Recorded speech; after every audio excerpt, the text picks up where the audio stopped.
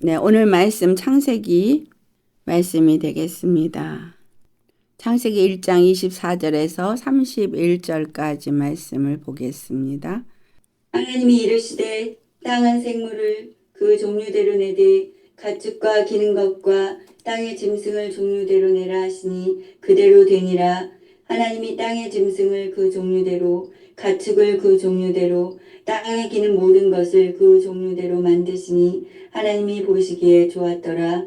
하나님이 이르시되 우리의 형상을 따라 우리의 모양대로 우리가 사람을 만들고 그들로 바다의 물고기와 하늘의 새와 가축과 온 땅과 땅에 기는 모든 것을 다스리게 하자 하시고 하나님이 자기 형상고 하나님의 형상대로 사람을 창조하시되 남자와 여자를 창조하시고 하나님이 그들에게 복을 주시며 하나님이 그들에게 이르시되 생육하고 번성하여 땅에 충만하라. 땅을 정복하라. 바다의 물고기와 하늘의 새와 땅에 움직이는 모든 생물을 다스리라 하시니라.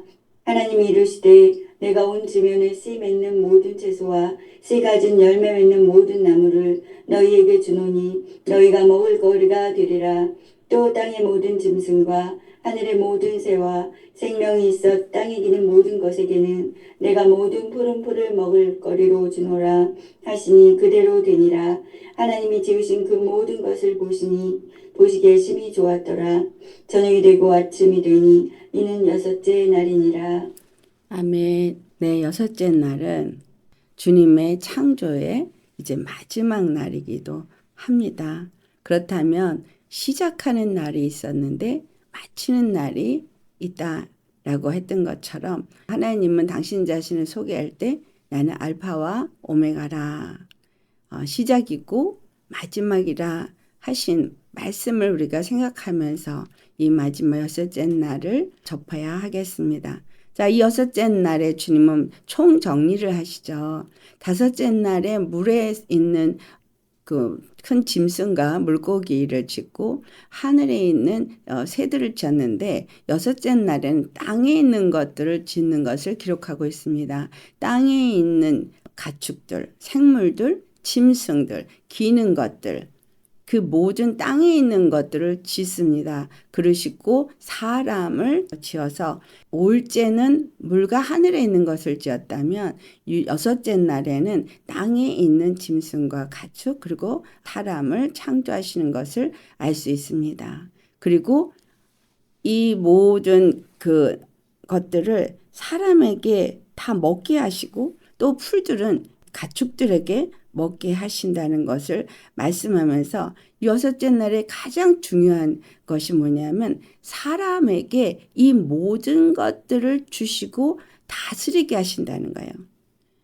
물고기도 새들도 생육하고 번성하고 땅에 충만하라고 했고 또 땅에 있는 모든 종류대로 생물도 가축도 그렇게 자라야 되는데 사람에게는 생육하고 번성하고 땅에 충만하라고 한 거에 그 다음에 뭐라 해서 다스리고 정복하라 라는 말씀을 주신다는 거예요. 근데 땅에 있는 것만이 아니라 바다에 있는 것도 하늘에 있는 새도 땅에 있는 가축도 기는 것도 모든 것들을 이 사람에게 다스리고 정복하라 라는 하나님의 축복의 메시지가 있다는 것입니다.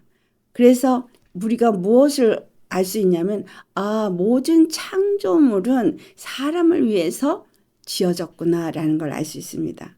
그리고 그 모든 창조물이 여호와의 말씀에 의해서 창조가 되었기도 하지만 또한 그것은 사람을 위해서 지어졌을 때 여호와께서 사람에게 그 모든 것을 다스리고 정복할 수 있는 권세를 주셨다라는 것입니다. 다스리고 정복하는 권세를 주었다는 것은 그 어떤 것도 사람의 말에 순종하게 되어 있는 거예요. 그러면 질서의 하나님의 질서 속에서 볼 때 하나님이 말씀으로 천지를 지었고 천지의 모든 것들이 말씀에 의해서 지어졌다는 얘기는 말씀에 의해서 이 지어진 것들은 그 말씀에 순종하게 되어 있는 거예요. 말씀에 다 순종해야 되는 거죠. 그런데 사람에게 이 모든 것들을 다스리고 정복할 수 있는 권세를 주셨기 때문에 여호와 하나님의 말씀대로 순종할 모든 피조물들이 이제 사람에게 다 순종을 하는 그러한 법칙이 생겨졌다는 거예요. 이 땅에 지어진 모든 피조물들은 사람에게 충성을 하고 다스림을 받도록 하나님이 그렇게 권세를 주셨고 지명하셨기 때문에 그 모든 피조물은 사람에게 굴복되어져 있다. 그러면 사람은 또 누구냐? 하나님이 사람을 창조하셨기 때문에 사람도 역시 피조물로서 이 모든 만물을 다스리고 정복하지만 그러나 하나님의 말씀에 그들은 다스림을 받는 자라는 이 질서가 형성이 되었음을 여기서 볼 수 있습니다. 하나님이 양식조차도 어떤 것을 누가 먹을 수 있는지를 다 지명하여 주셨습니다. 여기서 참 중요한 것이 무엇이냐면 그렇게 하나님이 이 모든 것들을 다스리고 정복할 수 있는 권세를 사람에게 주셨을 때 그 사람을 어떻게 지었기 때문에 그러한 일을 할 수 있느냐라는 것이 또 하나 우리가 알아봐야 할 중요한 일입니다. 26절에서부터 28절까지 나오는 말씀을 보면은 여호와 하나님께서 사람을 짓때 누구의 모양대로? 하나님의 모양대로. 그렇죠?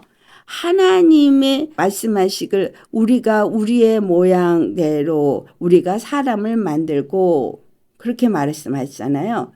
그래서 하나님의 모양대로 하나님의 그 형상대로 사람들을 만들었을 때에 큰 바다의 물고기와 하늘의 새와 가축과 땅에 기는 모든 것을 다스리게 하자라고 하시면서 자기 형상 곧 하나님의 형상대로 사람을 창조하셨다라고 말하고 있습니다. 하나님의 형상대로 지음받은 자가 되었기 때문에 이와 같은 권세를 갖게 되었다라는 것을 우리는 아셔야겠습니다. 그렇다면 하나님의 형상은 무엇을 의미하고 있느냐? 히브리서 1장 3절에 분명하게 나오고 있는 것은 하나님의 형상이 누구냐 하니까 예수 그리스도 그는 하나님의 본체의 형상이시라 고 말하고 있습니다. 또 골로새서 1장 15절에도 말하고 있죠. 그는 보이지 아니하는 하나님의 형상이요 모든 피조물보다 먼저 나신 이시다 라고 말합니다. 세상에 지어진 모든 피조물이 사람도 거기에 피조물로서 지음을 받았는데 사람을 하나님의 형상의 모양대로 지은 이유는 그들에게 복을 주시고 이 바다의 짐승 물고기, 하늘의 새, 땅에 기는 모든 가축과 모든 생물체들, 피조물들을 다스리고 그들을 정복하도록 하기 위해서 주셨을 때 그걸 주실 때의 조건이 뭐냐? 우리가 우리의 모양대로 우리의 형상을 따라 그들을 짓고 이와 같이 복을 주자라고 했다는 사실이에요. 너무 중요한 것은 하나님의 형상을 가졌을 때 다스릴 수 있는 거예요. 하나님의 형상을 잃어버린 때는 다스릴 수가 없다는 조건이 여기에 숨어 있습니다. 그래서 하나님이 사람을 지을 때 우리가 히브리서 1장 3절이나 골로새 1장 15절의 말씀을 보니 예수 그리스도께서 하나님의 본체 형상이시고 그가 하나님의 형상을 가지신 분으로서 우리에게 나타나신 분이시다라고 말하고 있는데 그 히브리서 1장 3절의 말씀은 그분을 하나님의 영광의 광채시라 말하고 있습니다. 즉 이것이 요한복음 1장 4절에 세상에 비치는 참 빛으로 오셨는데 사람들에게 생명의 빛이라고 말한 그 부분이 되겠습니다. 그런데 그 형상으로 계신 그분께서 그의 능력의 말씀으로 만물을 붙드셨다라고 말하고 있죠. 죄를 정결케 하는 일을 하시고 높은 곳에 계신 지극히 크신 이의 편에 앉으셨다.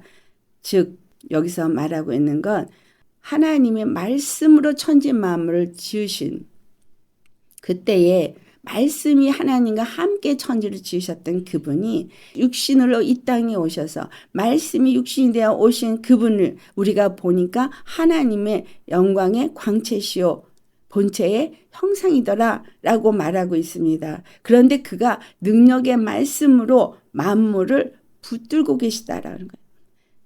말씀으로 만물을 지으신 그분이 말씀으로 만물을 붙들고 계시다. 근데 그냥 붙들고 계시는 게 아니라 죄를 정결하게 하는 일을 하시고 하늘에 올라서 하나님 우편에 앉아 계시다. 즉 하나님의 능력의 오른손이 되셨다라는 것을 의미해주고 있고 또 다른 하나로는 우리의 대속제물로서 영원한 중보자가 되신다라는 의미를 담고 있습니다.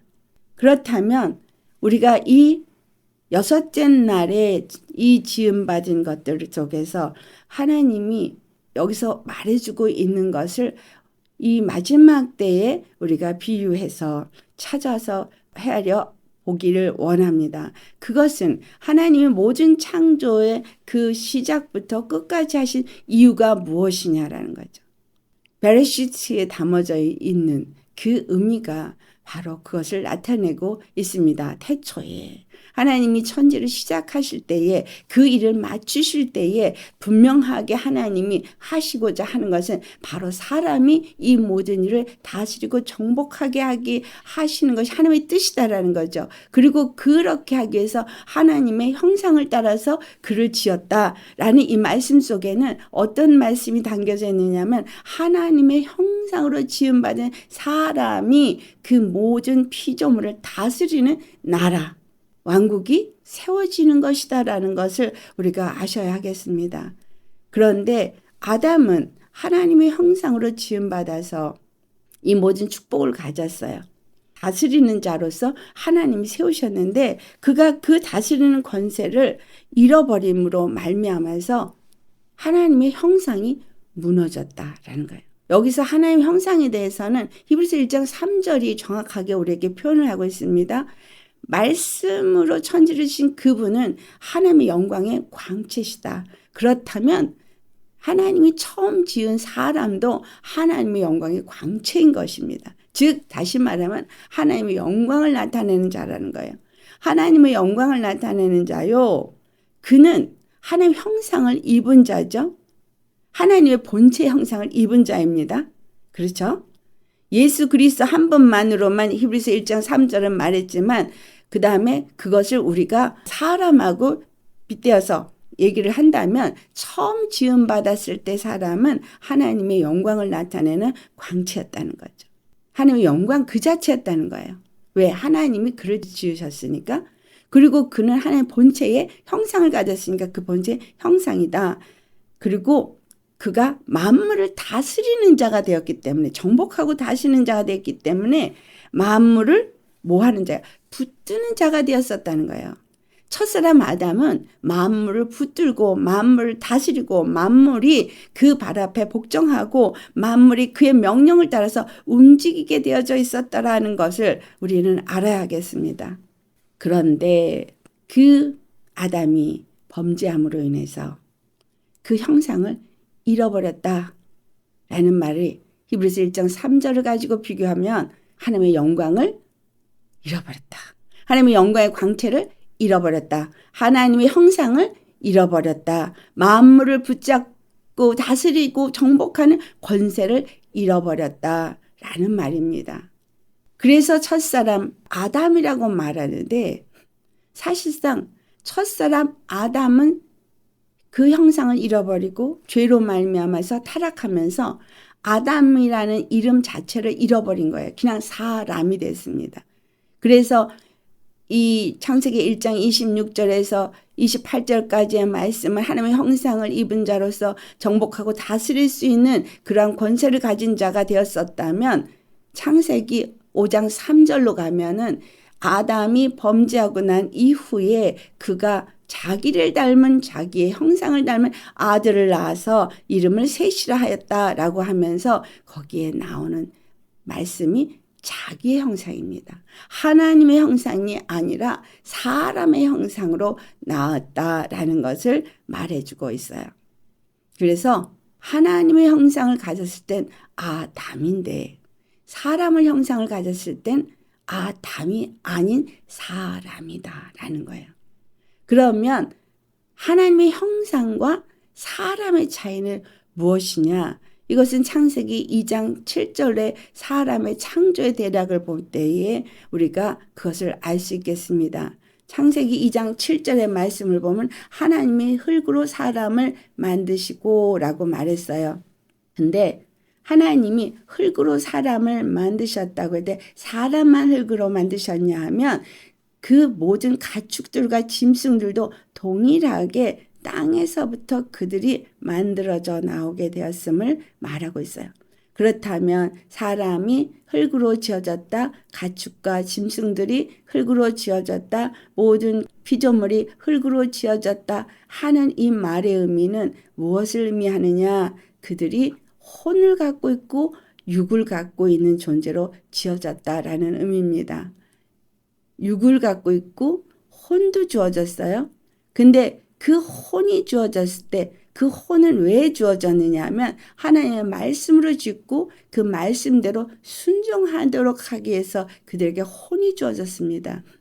그래서 흙으로 사람을 지었을 때 짐승들하고 동일하게 가축들하고 동일하게 흙으로 지어지고 그들이 혼을 가진 존재가 되었어요.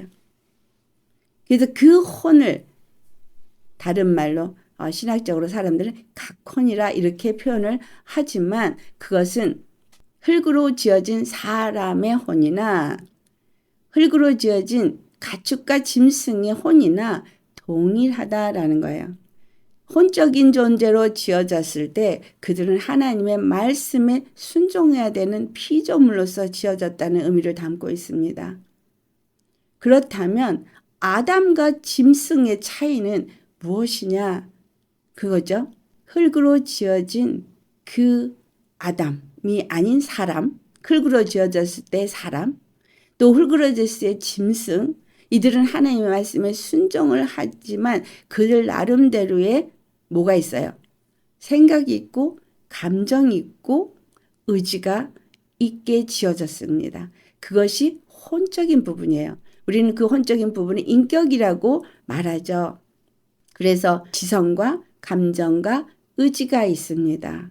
그래서 무엇인가를 아는, 나름대로의 알고 분별하고 나름대로의 그 지각을 사용합니다. 또 감정이 있어서 희노애락이 있고 자기의 의지가 있습니다. 짐승이나 가축이나 동일합니다. 동일하게 가축들이 감정이 있고 자기 생각이 있고 자기가 먹어야 될 것과 먹지 말아야 될 것을 알고 자기가 싫어하는 것과 좋아하는 것이 분명하게 있습니다. 그래서 주인의 말에 순종하고 자기를 사랑하는 자와 자기를 미워하는 자를 그들이 구별을 합니다. 이것을 어떤 존재라고 말하냐? 육체의 존재다. 육적인 존재다. 이렇게 말합니다. 그러니까 육적인 존재의 짐승, 육적인 존재의 가축, 육적인 존재의 사람 이렇게 표현이 되는 겁니다. 그런데 하나님이 짐승하고 똑같이 사람을 지어주지 아니하시고 그들을 하나님의 형상으로 지었다라는 이 말씀에서 우리가 한 가지를 캐치해야 되는 게 그것이 뭐냐면 하나님의 형상은 하나님의 영을 가진 자만이 하나님의 형상이 될 수 있습니다. 하나님은 거룩한 형상이고 하나님은 거룩한 영이시고 하나님은 모든 것들을 판단하시고 모든 것들을 능히 다스릴 수 있는 전능한 능력이 있는 분이에요. 그래서 그와 같이 하나님만이 가지신 그 특성을 사람에게 준 것이 바로 그 코에 주님이 호흡을 불어넣은 거죠. 그 코에 주님이 숨을 불어넣었을 때 그 숨은 하나님의 호흡이지만 하나님의 영입니다. 자, 하나님의 영은 성령을 의미하죠. 성령은 하나님의 능력을 나타내죠. 전능하신 하나님은 하나님이 영으로 모든 일을 하십니다. 그래서 에스겔서 1장에 보면은 내 생물이 하나님의 영에 의해서 움직일 때에 그 영이 이끄는 대로 그대로 그 생물들도 움직이는 것처럼 보이지 아니하는 세계 가운데 지음받은 피조물인 천사들도 하나님의 영을 가진 존재로서 하나님의 영에 따라 움직입니다. 그런데 그 천사보다 더 나았게 지은 게 바로 아담이었던 거예요. 그래서 아담은 천사보다 더 나았게 지어져서 하나님의 영을 가진 존재이면서도 그 천사들은 하나님을 돕는 자로서 하나님이 지었다라는 거죠. 그러면 다시 한번 정리해서 말씀드리면 하나님이 계시는데 하나님이 천지를 만물을 말씀으로 지으셨는데 그 말씀으로 지으신 그분이 육신을 입고 오셨는데 그분이 하나님의 본체의 형상이다. 그리고 영광의 광채신데 만물을 그분이 다 지으시고 그 만물을 붙잡으시는 분이시다. 통치하시는 분이시다. 라고 말하고 있습니다. 근데 그분의 그 형상을 따라 지음받은 아담이 그분과 동일하게 지음을 받아서 그분이 가진 뭘 가졌다는 거예요? 능력을 가진 거예요. 그분이 가진 영광을 갖고 그분이 가진 형상을 갖고 그분이 가진 권세를 가진 자로서 지음받았다라는 겁니다.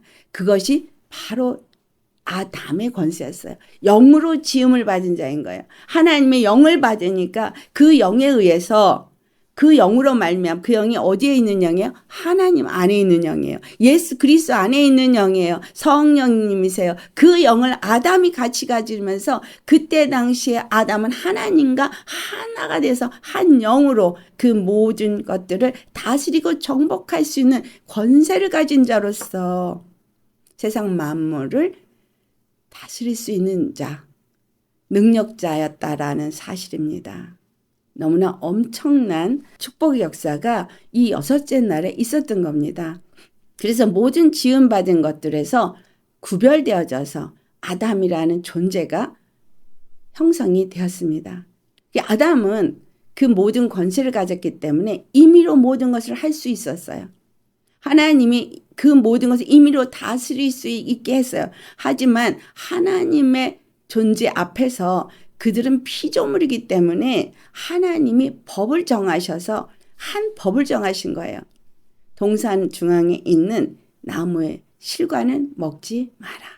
다른 모든 것을 먹어도 되고 다른 모든 것을 다스려도 되고 모든 것을 정복해도 되고 네가 모든 권세를 다 사용해도 되는데 단 하나 내가 정한 이 법은 너는 지켜야 된다라는 거예요. 그것이 바로 동산 중앙에 있는 선악을 알게 하는 나무의 과실을 먹지 말라라는 것입니다. 아담이 가진 그 축복이 얼마나 어마어마했던 건지를 우리가 생각하지 못하고 있습니다. 그 축복은 하나님이 가진 모든 것을 양도한 축복이었어요. 하나님이 말씀으로 천지를 지으셨고 그 모든 것을 지은 가운데서 당신의 영광을 나타내는데 그 영광을 아담에게 주신 거예요. 그리고 그 영광 본체의 형상을 아담에게 주신 거예요. 그리고 또 그분이 갖고 천지 만물 다스리는 전능한 권세 그것을 아담에게 주신 것입니다. 단 하나만 지키면 되는 거였어요. 선악을 알게 하는 나무의 실과 그것만은 먹지 마라. 즉 하나님만이 천지 만물을 지으시고 다스리고 통치하는 분이고 아담은 내가 가진 모든 권세에 네가 너에게 이걸 다 주었으나 그러나 내 자리는 앉지 마라. 그 말인 거예요. 왜냐하면 선악을 아는 심판주는 오직 하나님 한 분뿐이시기 때문인 거예요. 그래서 우리가 예수 그리스도의 형상으로 지음을 받았다는 이 말씀에는 와 하나님과 같은 자였었구나.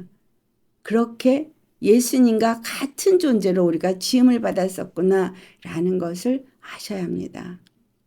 그러니 그 아무것도 아닌 것 같은 그 한 계명을 어긴 거 이거는 아무것도 아닌 것이 아니라 아주 어마어마한 것입니다. 그것을 왜 어겼어요? 사단이 옛뱀이 와서 그것을 속였기 때문이잖아요. 미혹했기 때문이잖아요. 속임을 받았을 때 그것을 왜 먹었을까요? 하나님의 말씀이 그에게 있었다면, 그 말씀을 순종하고자 하는 믿음이 있었다면 그 말씀에 불순종하지 않았을 거예요. 그러나 뱀이 하와를 미혹한 그 미혹은 그냥 불순종 정도가 아니었어요. 네가 이것을 먹으면 하나님과 같이 될까 봐야 라는 거예요. 하나님과 같이 될까 봐. 그 마귀의 미혹은 지금도 동일합니다. 뭐라고 질문을 해요? 하나님이 동산 중앙에 있는 모든 실과를 먹지 말라 하더냐?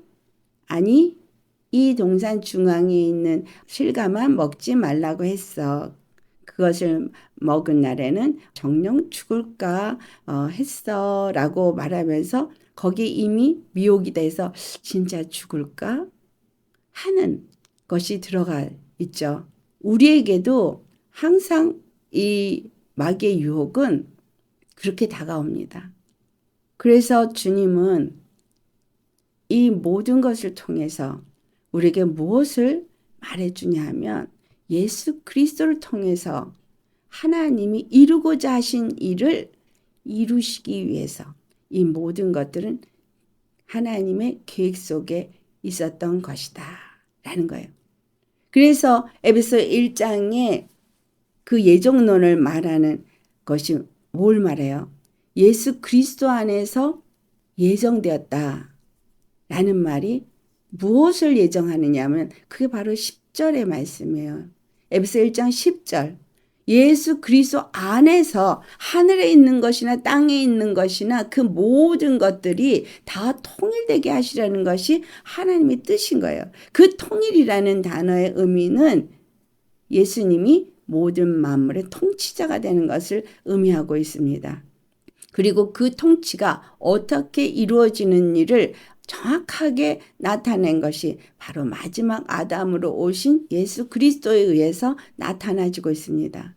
고린도전서 15장 45절에 첫사람 아담은 사는 영이었다고 표현되고 있고 마지막 아담으로 오신 예수 그리스도는 살려주는 영이라고 표현되어져 있는 이 살려주는 영이라는 말의 의미가 히브리서 1장 3절에 뭐라고 해서 죄를 정결케 하시고 라고 말씀하셨잖아요. 죄를 정결케 하시고 아담은 하나님 안에서 순종하게끔 되어져 있었던 피조물이었고 하와는 아담의 갈비뼈에서 취해져서 그 독처하는 아담을 감게 하면서 생육하고 번성하고 땅에 충만케 하기 위해서 지어진 아담의 소유입니다. 아담의 갈비뼈예요.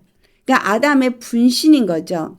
그런데 이 분신이 하나님이 되고자 하는 그 반역의 미혹을 받아서 그 선악을 알게 하는 나무의 실과를 먹게 되는 거죠. 반역한 사단이 사람을 반역하게 만든 거예요. 그래서 반역의 죄를 짓게 되어진 거죠. 그러나 아담 안에 속한 그의 갈비뼈이기 때문에 하와의 죄를 하나님은 무엇으로 갚아주시나요?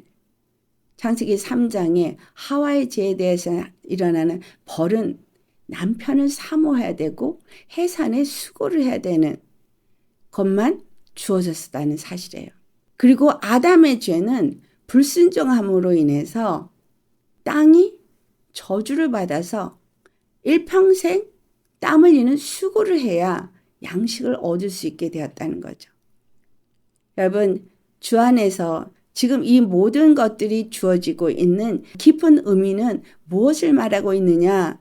그것은 곧 하나님은 로마서 5장 14절에 말한 것처럼 아담은 오실 자의 표상이다 라고 말한 예수 그리스도가 이 땅에 오셔서 하나님의 계획대로 모든 만물을 다 창조하신 일을 마치시고 쉬시기 위해서는 예수 그리스도가 이 땅에 오셨어야만 한다는 사실이에요. 왜냐하면 히브리서 1장 3절의 말씀처럼 죄를 정결케 하시고 하늘 보좌에 앉으셔서 이 만물을 다스리시는 선악을 알게 하는 나무의 실과처럼 선악을 아는 단 한 분으로서 좌정하여서 의의 왕이 되시어서 이 모든 만물을 선악간에 다스리는 자가 되게 하는 것이 하나님의 뜻이었기 때문인 거예요. 그래서 예수 그리스도 안에서 모든 것이 예정되어 있습니다. 예수 그리스도 안에서 모든 것이 계획되었다라는 거예요. 그래서 아담의 범죄가 계획이 된 거예요? 아닌 거예요? 계획이 된 거예요. 그러나 하나님의 그 아담의 범죄를 계획하셨지만 이미 그 범죄한 사실을 다 사하여 주시고 대속하셔서 죽기 위해서 마지막 아담으로 예수님이 오셨다는 거죠. 여기서 중요한 사실은 하나님의 형상을 잃어버린 아담의 그 형상을 회복하는 것을 우리 주 예수 그리스도께서 마지막 아담으로 오셔서 회복하셨다는 사실이에요. 그 회복은 어떤 회복이에요? 바로 히브리서 1장 3절의 회복인 거예요. 우리가 예수 그리스도 안에서 다시 그 영광의 광채를 회복하는 거예요. 그렇다면 예수 그리스도를 믿고 그리스도의 교회가 된 우리들은 예수 그리스도의 광채를 나타내는 빛이 되어야 하는 거예요. 예수님이 이 땅에 오셨을 때 사람들에게 빛이라, 무슨 빛? 생명의 빛이라 그랬어요. 우리가 예수님을 믿으면 그 생명을 가진 자로서 생명의 빛을 비추는 자가 되어야 되는 거죠. 즉 사망에 놓여 있는 자들에게 생명의 빛을 비춰서 그들을 생명으로 이끌 수 있는 자가 되어야 한다는 거예요. 하나님이 예수 그리스도를 마지막 아담으로 보내시고 첫사람 아담을 잃어버린 자들이 마지막 아담 예수 그리스도 안에서 우리가 형상을 회복했다라고 하는 것에서 끝나는 것이 아니라 그 형상을 회복한다는 것은 예수님 안에 들어가서 믿음으로 그와 함께 한 형상을 입어야 되는 것을 그리스도의 몸된 교회가 되어진다는 것을 말하고 있죠. 그래서 갈라디아서 4장 19절에 사도 바울이 뭐라고 말합니까? 그가 말하고 있는 건 내가 나의 자녀들아 너희 속에 그리스도의 형상을 이루기까지 다시 너희를 위하여 해산하는 수고를 한다고 말하고 있어요. 우리 속에 다시 그리스도의 형상이 이루어질 때까지. 그러니까 우리 안에 그리스도의 형상이 다 잃어버렸잖아요. 다 무너졌잖아요.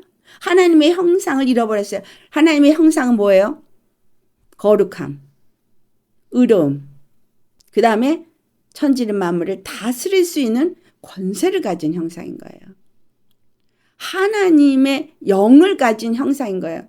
그래서 하나님의 영을 우리가 받도록 예수님이 죽으시고 부활해서 하늘 보좌에 앉으시고 이제 그 성령을 우리에게 보내주신 거예요. 성령이 우리에게 임하지 않으면 그러면 타락한 아담은 뭐가 된 거예요? 육적인 사람으로 타락해버린 거예요. 이전에 짐승같이 똑같이 되어버린 거예요. 짐승이 육이 있고 혼이 있어서 육적인 존재, 육체적인 존재를 가진 자가 되었던 그 모습을 아담이 타락하면서 영이 떠나버리고 하나님의 영을 잃어버리고 하나님의 생명에서 끊어져 버리면서 다시 혼적인 존재가 되어져 버린 거예요.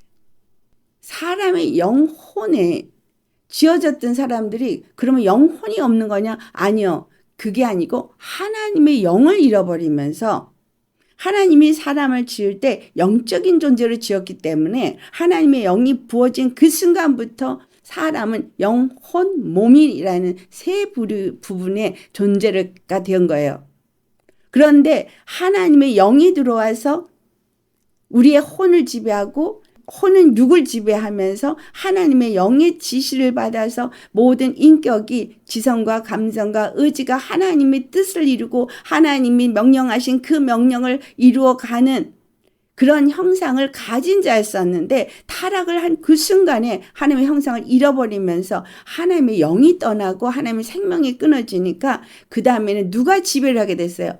마귀에게 순종해서 로마서 6장 16절의 말씀처럼 누구에게 순종하든지 순종함을 받는 자의 종이 되어진다 한 말씀처럼 마귀의 종이 되어버린 거예요. 그러니까 마귀의 영이 들어와서 그 영이 우리의 혼을 지배하고 그 혼이 우리의 육을 지배하니 마귀의 영은 뭐예요? 하나님을 대적하는 영이에요. 교만의 영이에요. 자기를 스스로 높이는 영인 거예요. 그리고 속이는 영이에요. 이간하는 영이에요. 거짓말하는 영이에요. 살인의 영이에요. 그러니까 그 영이 들어온 순간에 타락한 사람들은 살인부터 하잖아요. 가인이 동생 아벨을 죽여요. 뭐 때문에? 시기 질투 때문에. 살인해요. 시기 질투가 살인을 일으키는 최초의 죄로 등극을 합니다. 여러분, 우리 안에 시기 질투가 없는 사람 없습니다. 시기 질투가 왜 나올까요? 교만에서 나오는 거예요.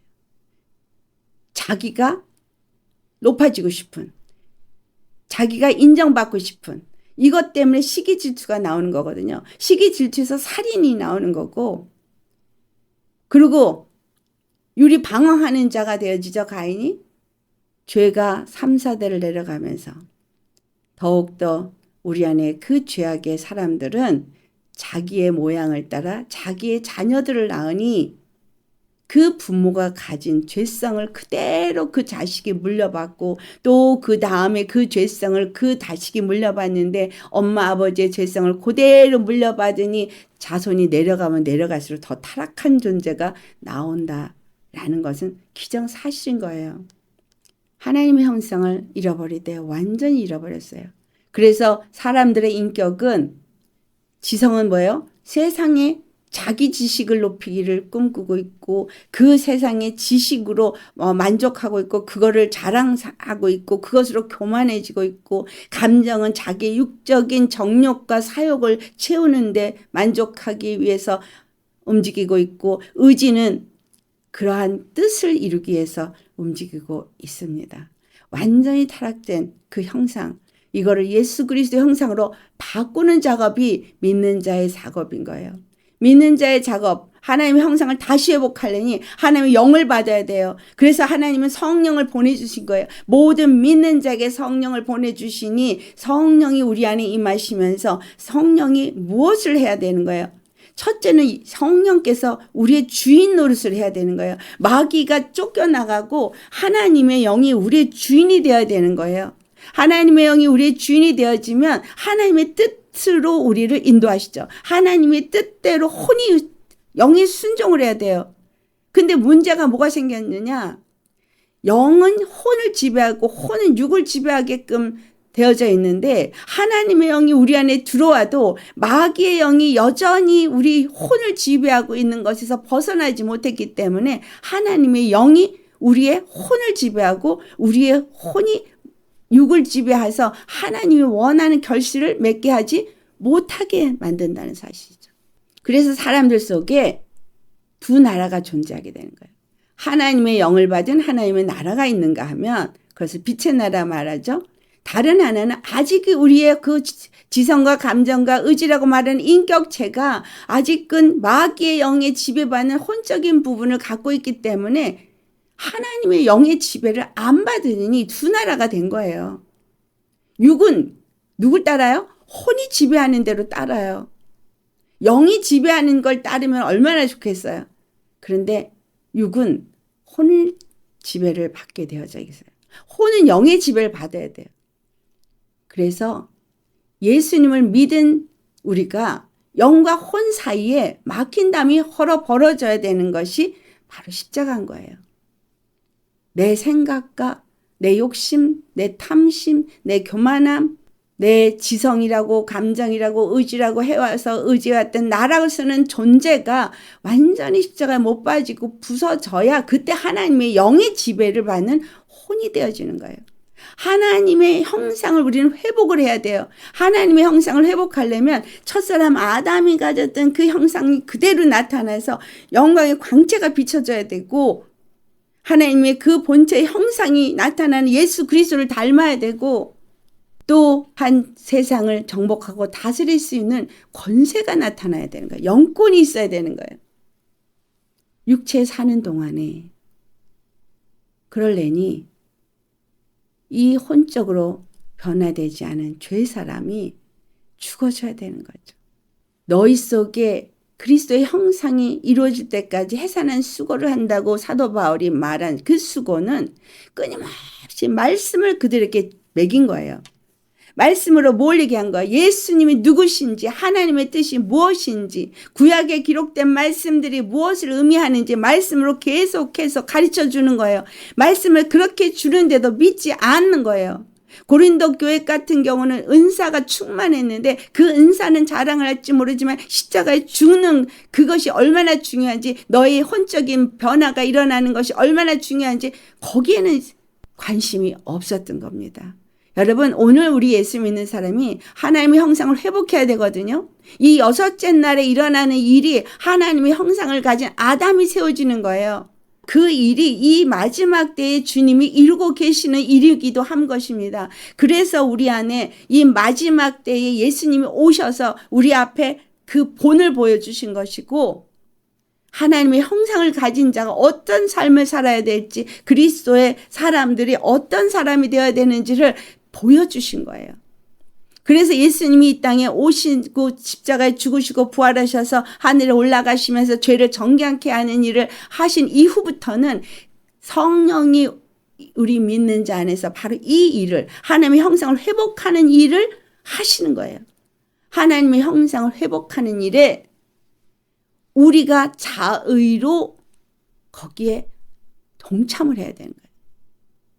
우리의 혼이 바뀌어야 되는 거예요. 말씀을 받을 때 믿음으로 받고, 믿음으로 그 생각을 바꾸고, 감정을 바꾸고, 마음을 바꾸고, 내 뜻을 바꾸고, 바꿔야 되는 거예요. 말씀의 지배를 받아야 되는 거예요. 그래서 그리스도의 형상을 회복하는 것은 우리의 마음에 할례를 받아야 되는 것이라고 표현한 거예요. 우리의 마음이 십자가에 죽어져야지만, 말씀이 우리를 지배하게 해야지만 이것이 회복될 수 있기 때문인 거예요. 내가 가졌던 세상에서 얻어진 지식을 버려야지 하나님의 지식이 내 안에 오고, 이 땅에서 내가 취하여 가진 그런 여러 가지 감정들이 십자가에 죽어져야 하나님의 감정이 오는 거예요. 하나님의 사랑의 마음이 오고, 온유의 마음이 오고, 겸손의 마음이 오고, 오래 참음의 마음이 오는 것입니다. 그래서 성령의 열매는 사랑과 희락과 화평과 오래 참과 자비양성과 충성과 이런 성령의 열매를 맺게 되는 거예요. 말씀이 일을 하십니다. 사도 바울이 너희 속에 그리스도 형상 이루기까지 내가 해산하는 수고를 하노라. 해산하는 수고가, 애를 낳는 수고가 생명이 나타나는 수고잖아요. 그래서 사도 바울이 뭐라 그래요? 나는 날마다 죽노라. 내가 날마다 죽는다는 거야.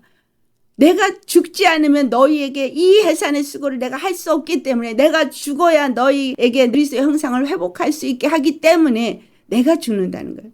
아니, 네가 죽어야지 왜 내가 죽어? 그렇죠?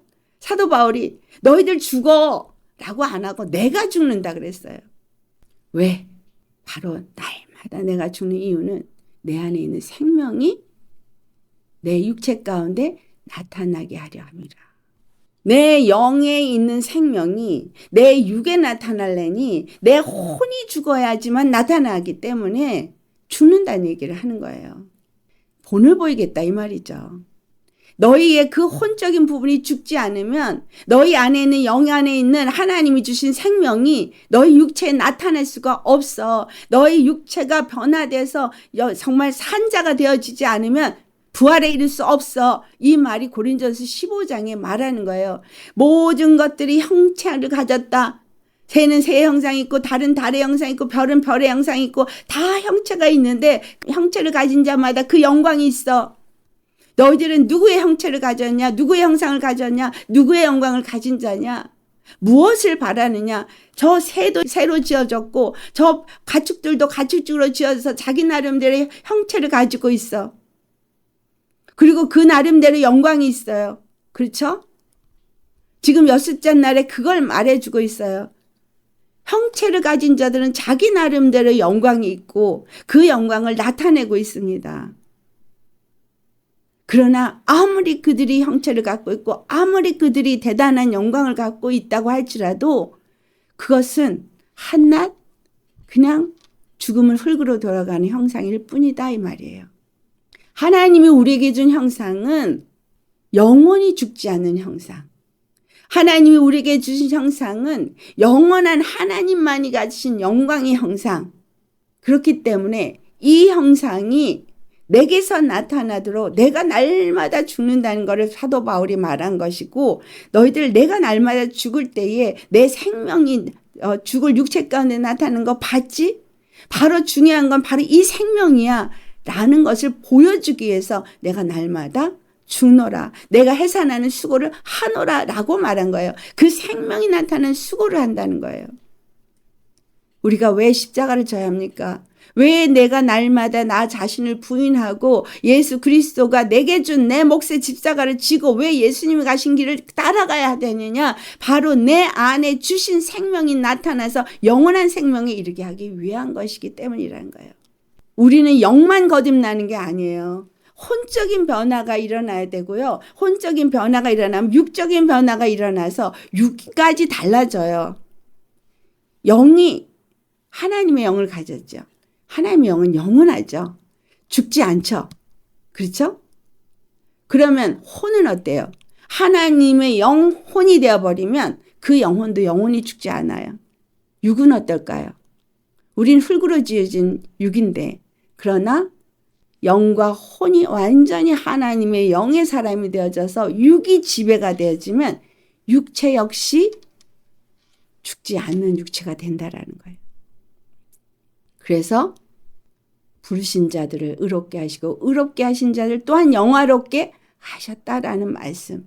그래서 우리가 영화롭게 되어져서 그 영광의 광채를 나타내는 정도가 아니라 이제는 그 영광이 우리 육체 가운데 나타날 때는 다시 아담에게 준 그 축복으로 이 모든 것들을 다스리고 정복할 수 있는 권세, 바로 하늘의 영권이 그 성령으로 말미암아 우리 안에서 나타나서 내가 명령하는 대로 모든 것들이 내 앞에 순복하게 되어진다라는 사실입니다.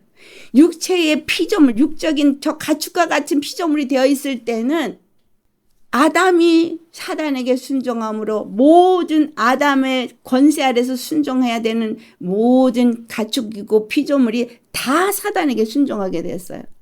그래서 사단이 시키는 대로 모든 만물이 움직이고 있습니다. 사람만이 아니고 짐승도. 그래서 다 악해졌어요. 호랑이에게 짐승 잡아먹으라고 그렇게 안 지으셨거든요. 사단의 영에 의해서 약육강생이라는 단어가 나오게. 잡아먹고 잡아먹히고. 이거 사람들 가운데도 똑같지 않아요? 센 사람이 낮은 사람을 함부로 하고, 부족한 사람은 저 센 사람한테 꼼짝 말아가 되어진 그런 이 세상의 법칙 가운데 살고 있습니다. 그러나 하나님의 영이 우리 안에 들어온 이유는 예수 그리스도의 형상을 다시 회복하게 하기 위해서인 거예요. 예수 그리스도의 형상을 회복하는 사람으로서 우리가 예수님 안에서 하나가 되어지면 예수님이 십자가에 죽으시고 부활하셔서 하늘에 있는 것들과 땅에 있는 것, 땅 아래에 있는 모든 것들을 그 발 아래 무릎 꿇게 하시고 그의 머리가 되셨다고 말씀하신 것처럼. 거기에 통치가 뭐예요? 정사, 통치. 이 세상에 있는 것들만이 아니라 보이지 않는 세계의 것들과 하늘에 있는 것, 땅에 있는 것, 땅 아래에 있는 것까지 다 그 발 아래 무릎 꿇었습니다. 우리가 예수님과 온전한 연합이 이루어져서 예수님 안에 들어가면 그 권세가 우리에게 나타난다는 거예요. 아무리 우리 앞에 사단 마귀가 정말 죽일 것 같이 해도 하나님의 권세가 나타나면 그것은 우리 앞에 아무것도 아닌 게 되어지는 거죠. 그래서 내가 힘든 거 어려운 환경 속에서 주님은 무엇을 우리에게 가르쳐 주기 원하시느냐? 예수 그리스도가 마지막 아담으로 오셔서 이 모든 것들 다 회복하셨다라는 거예요. 회복하셨습니다. 하실 거가 아니라 다 하셨어요.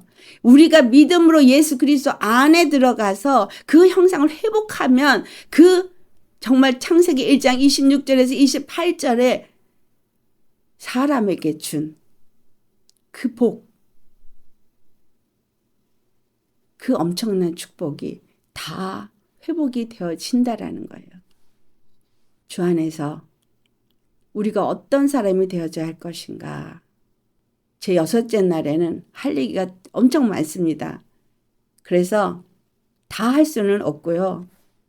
나누어서 할 수밖에 없으니까 다음번에 또 엿새 날을 또 하게 되겠습니다. 오늘은 우리가 예수님 안에서 형상을 회복하는 것에 초점을 맞춰서 우리가 말씀을 나누었습니다.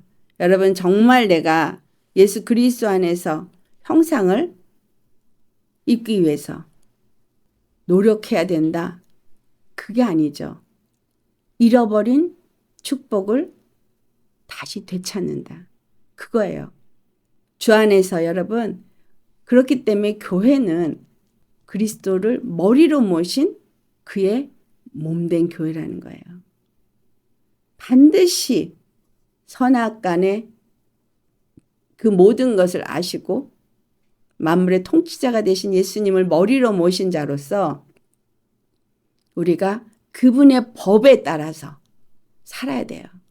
이전엔 죄와 사망의 법에 살았지만 이제는 생명의 성령의 법 안에서 살아서 생명의 성령의 법은 무슨 법이냐 하면 죄와 사망을 이미 경험한 예수 그리스도가 우리에게 죄와 사망에 대해서는 죽고 생명의 성령의 법 안에서 살게 하여 주신 법인 거예요.